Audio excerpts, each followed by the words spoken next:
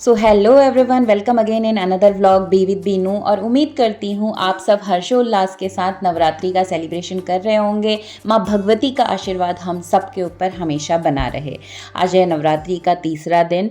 अच्छा, नवरात्रि जब चल रही है, जहाँ हम माता के 9 स्वरूपों की पूजा करते हैं ना, तो आपने एक चीज़ नोटिस की है? तो वो एक छोटी सी शेयरिंग मैं आपके साथ करना चाहूँगी। अगर आप एग्री करते हैं तो कमेंट बॉक्स में यस और जय माता दी ज़रूर से लिखिएगा, बीइंग अ वेमेन स्पेशली। तो ये जो माता के 9 रूप है ना कहीं ये वेमेन पावर को या वेमेन एम्पावरमेंट को शो करता है, इंडिकेट करता है।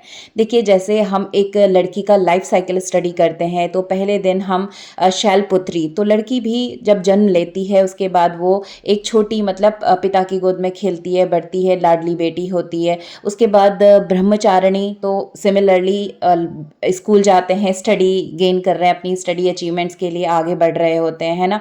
उसके बाद चंद्र घंटा यानी अपनी स्टडीज़ करियर बनाने के बाद ऑफकोर्स शादी और जो लाइफ का एक रिचुअल है हमारे वहाँ पर, तो उसके बाद अपनी उन रिस्पॉन्सिबिलिटीज़ में आती है। उसके बाद आगे कुष्मांडा और जो भी हम देवियों को जिस भी रूप में पूज रहे हैं, तो इसी तरह से आफ्टर मैरिज एक माँ का रूप लेना। उसके बाद एक स्ट्रगल वाली लाइफ आती है जब इंटरनल और एक्सटर्नल वेमेन को दोनों फेजेस फेस करने पड़ते हैं।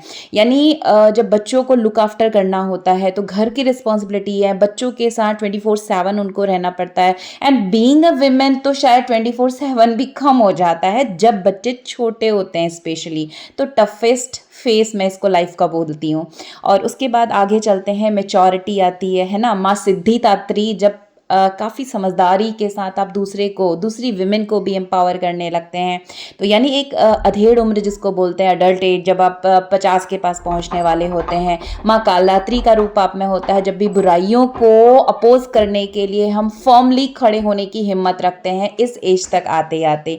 एंड फाइनली माँ दुर्गा अपने सारे स्वरूपों को समझते हुए, पावर को देखते हुए, फुल्ली मेच्योर होकर के हर चीज़ को अपोज करने की पावर भी जब हम में आ जाती है। तो वाकई में ये नवरात्रि एक लेडी के भी 9 स्वरूप ही हैं सच में, और यही नवरात्रि दर्शाता भी है ना। कमेंट बॉक्स में ज़रूर से बताइएगा यस और नो।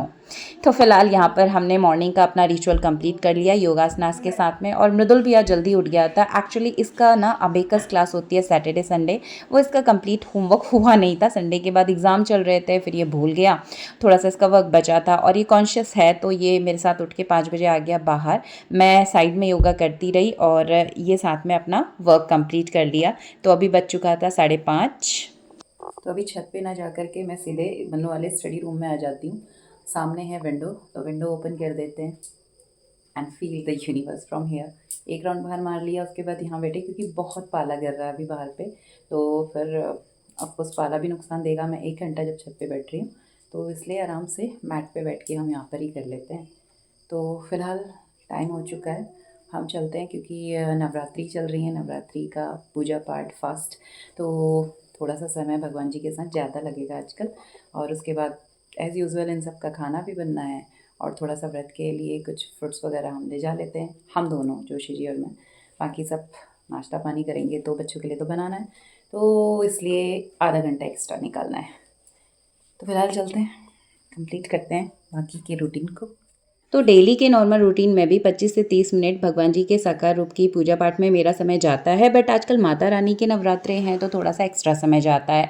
दोनों का ही फास्ट था, जोशी जी भी नहा धो के आ चुके हैं। महादेव को जल अर्पित करना और माता रानी को स्पेशली जो भोग है, आप जो भी भोग लगाते हैं, इसके अलावा पान के पत्ते के ऊपर 2 लौंग, इलायची, सुपारी, बताशा और 1 पान का पत्ता, तो ये 5 चीज़ों का भोग डेली मैं मॉर्निंग लगाती हूँ। शाम को हवन के साथ माँ को अर्पित करते हैं। छोटू भी उठ के आ गए, सीधे आता है पास में।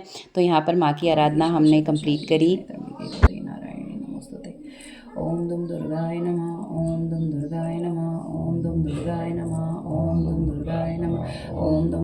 तो सवेरे नहा धो करके ही थोड़ा सा जल्दी उठ के जब आप पूजा करेंगे ना, तो वो जो अर्ली मॉर्निंग वाली वाइब्रेशन होती है सूरज के पूरा निकलने से पहले वाली, तो मतलब रियल में एक पॉजिटिव, अलग ही पॉजिटिव वाइब्रेशन आपको मिलेगी। आप करके देखिएगा इस चीज़ को, मैं सच बोल रही हूँ, क्योंकि मैंने लास्ट 6 मंथ से मेडिटेशन को जब से प्रैक्टिस में लाया है, तो मैं खुद को काफ़ी फिट और एक्टिव फील करती हूँ। एनीवे, फ़िलहाल पहुँच गए किचन में। व्रत हमारा था, बट दादा दादी हैं और बच्चे हैं तो खाना बनेगा। तो रात में हरी सब्जी बनी हुई थी, आलू टमाटर बिना उसके व्रत वाला जो बनता है वो बना रखा था। साथ में यहाँ पर आलू छोड़े थे, सूखे आलू बना देंगे, पराठे बना देंगे, और ये शाम वाली सब्जियाँ अभी रात वाली बची थी। तो सबसे पहले ना प्रथम के लिए एक पराठा बना के मैं रख दे रही हूँ, क्योंकि 6:30 के बाद इसकी बस आ जाती है। तो जल्दी से इसका टिफ़िन यहाँ पर हमने पैक कर दिया। आलू ये ले जाने को मना कर रहा था, तो आज सैटरडे है, जल्दी आ जाएगा वैसे भी 10:30 के पास में। तो एक लड्डू रख करके, नमकीन पराठा अजवाइन वाला पसंद करता है, सॉस के साथ मैंने आज टिफ़िन रख दिया, और एक कोई फ्रूट इसके में रूटीन में हम डाल देते हैं कि थोड़ा बहुत बच्चा स्कूल से अपना तरीके से खा के आ जाए। तो यहाँ पर इसका टिफ़िन रेडी कर दिया। इसका टिफ़िन रेडी करने के बाद बैग पैक कर दिया, तो इसकी तरफ से फ्री हो गए। अब आराम से मैं बाकी का बड़े वाले का टिफ़िन रेडी कर देते हैं। दादा दादी की रोटी बना देंगे, उनके पराठे अवॉइड रहते हैं। अब ये सारा नाश्ता बनाने के बाद में, तो आज ना मैंने एडिशनली दाल वाल बनाने का काम नहीं था, बस आलू, रात में आलू टमाटर थे तो मैंने 2-3 आलू छोड़ दिए थे बड़े बड़े से, इसको सूखा बना लेंगे, और रात वाली सब्जियां भी बची हुई थी दोनों। तो यहाँ पर मैंने दादा दादी की रोटी बनाने के बाद किचन को पहले, यानी काउंटर को गीले कपड़े से फिर से साफ़ कर लिया, क्योंकि साथ में व्रत के लिए हम थोड़ा सा मखाने और ड्राई फ्रूट्स यहाँ पर काजू बादाम थोड़े से रोस्ट कर लेते हैं। दोनों का फास्ट रहता है तो थोड़ा सा हम ये ले लेते हैं, क्योंकि ना बिल्कुल ही निराहार वाला व्रत हमारा नहीं होता। हम एक टाइम फ्रूट ले लेते हैं, एक बार चाय या लस्सी कुछ भी बना के ले लिया रहता है। और ये बच्चा डिमांड कर रहा था, yippee इनको खानी थी। yippee का एक पैकेट मैंने दोनों के लिए थोड़ा थोड़ा सा बना दिया नाश्ते के लिए, और इनको दे दिया नाश्ता। जोशी जी ने हेल्प कर दी थी ड्राई फ्रूट्स निकालने में। Ready for school, now breakfast time. Tasty है, मन्नू का फेवरेट यप्पी नूडल। तो एक छोटा पैकेट यप्पी नूडल का इन्होंने खाया और बन गया yippee। आपकी बस आने वाली है, जल्दी से खाओ आप, ठीक है? आज बस लेट हो गई, 7 बज गया। तो नाश्ता वगैरह करके रेडी हो गए, और प्रथम की बस भी आज 7:05 के बाद आई थी। प्रथम भी निकल गया है, और हम अब फटक से रेडी होके निकल रहे हैं भाई स्कूल के लिए। निकलते निकलते भी ये जो सारा सामान फैला रहता है ना, उठा के मुझे फटाफट लगता है इधर उधर रख दूँ, क्योंकि आते ही साफ संभला हुआ दिखता है ना, तो मेंटल पीस जो बोलते हैं वो मुझे फील होता है। तो जाने से पहले जो जो मुझे दिखता है मैं जल्दी जल्दी समेटते हुए ही इसको जाती हूँ। फिर क्योंकि जो आएगी हेल्पर, हाउस हेल्पर, वो तो अपना नीचे नीचे झाड़ू पोछा करके चली जाएगी। एनीवे, अभी रेडी हो गए, निकलते हैं स्कूल के लिए। और स्कूल से छुट्टी होने के बाद ना हमारे एरिया में लगा था किसान मेला, पंतनगर किसान मेला। तो यहाँ से होते हुए निकलते चलें, क्योंकि वापस घर आने के बाद शाम को जाना मुझे डबल वर्क लगता है और दोबारा हिम्मत नहीं आती। तो बच्चे का भी मन था कि स्पेशली क्रिस्पो, तो मेरा फास्ट था, मेरा हिम्मत नहीं बन रही थी एक तरफ से, कि धूप बहुत तेज़ थी। दिन में 1 बजे के टाइम पे धूप बहुत तेज़ रहती है। तो ये छोटे छोटे स्टॉल लगे हुए थे, और यहाँ पर ना बहुत सुंदर सुंदर से वुडन पॉट्स के साथ में अच्छे से प्लांट्स वगैरह आए थे। अगर आप लोकल के हैं तो जा करके इस वाले क्या बोलते हैं शॉप पे, आप इस स्टॉल पे ज़रूर से जाइएगा। अच्छे फ्लावर्स आपको अपनी वॉल डेकोरेशन के इस तरह के आइटम यहाँ पर देखने को मिलेंगे। तो मुझे ना एक एरिका पाम पसंद आया था, मैं अपने घर के लिए लेना चाह रही थी कॉर्नर के लिए। बट जो एरिका का पाम का पेड़ था बड़ा था, मैं कहाँ अकेले लेके घूमती, और इतनी तेज़ धूप थी, गर्मी थी। तो फिर हमने सोचा कि चलो कल एक बार देख लेंगे शाम में जोशी जी के साथ, तो गाड़ी से कैरी करना आसान हो जाएगा। तो यहाँ से बात करते हुए प्लांट्स देखते हुए हम निकले। तो आप भी ज़रूर जाइएगा अगर घर के लिए आपको चीज़ें लेनी, तो प्लांट और ये एरिया अच्छा आया हुआ था। उसके बाद मृदुल को इस बुक फेयर से घुमाया। बुक फेयर से बाहर निकलने के बाद हमने सिंपली एक राउंड मारा, और बहुत सारी छोटी छोटी और चीज़ों की बहुत सारी गलियां हैं। एज़ यूजुअल लास्ट टाइम भी ऐसा ही था, इस बार कुछ ऐसा डिफरेंट और यूनिक तो था नहीं, वही चीज़ें थी। और ये पता नहीं कौन सी मशीन थी, हम फटाफट मतलब लाइन से चलते गए थे। और डिफरेंट टाइप के स्टॉल्स आपको यहाँ पर मिल जाते हैं, कपड़ों के, खाने के, टॉयज़ के, एंड इज़ अबाउट द ये स्लीपर्स लगे हुए हैं। और मैंने भी ना घर पे पहनने वाला एक सिंपल स्लीपर्स लिया। 20 रुपये की स्टॉल, 30 रुपीज़ हर आइटम, ऐसे करके भी रहता है मेलों में हमेशा। और यहाँ पर ना कभी कभी आपको छोटे छोटे पिन हैं, हेयर पिन्स हैं, क्लैचर्स हैं, सेफ्टी पिन्स हैं, इस तरह की चीज़ें मिल जाती हैं अच्छी।